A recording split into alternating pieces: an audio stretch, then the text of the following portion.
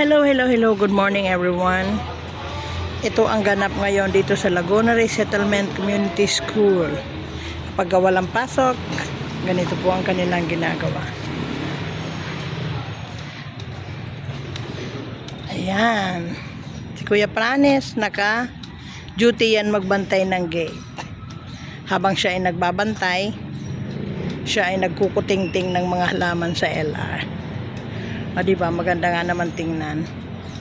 Napapangalagaan ang kalinisan ng halamang kanyang inaalagaan. O diba, hindi siya tumataas, hindi siya gaanong dumi-dumipan sa paningin ng iba. Yan, no.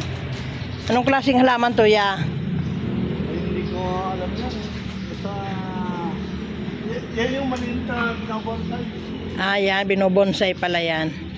Kailangan pala siya laging alagaan, no? Lagi na tatapos. Tinataba. Ano siyang tinatanim? Puno o sanga o ano? Binobonsay? Yung ganyan lang. Binabali lang yung ano? Baka. Hindi pa ako nakapagtanim yan. Taniman mo nga ako ng isa, dadalhin ko sa amin sa Leyte. Isa sa pasulang, maliit. Kung mabubuhay. Pag makachamba tayo.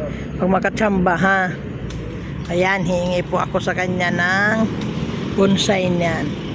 Wala bang maliit niyan? Nang madagit pa uwi. Madagit talaga.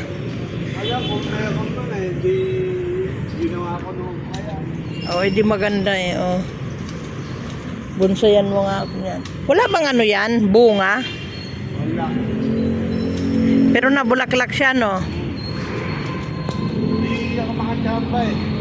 Yan, no? Nakikita ko may bulaklak. Ito yata yung bulaklak niya, kaibigan. Oh.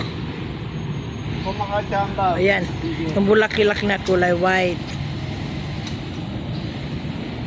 Ano ko yung tawag dito? Ma-research nga mamaya. Gusto ko kasi siya eh. Yan.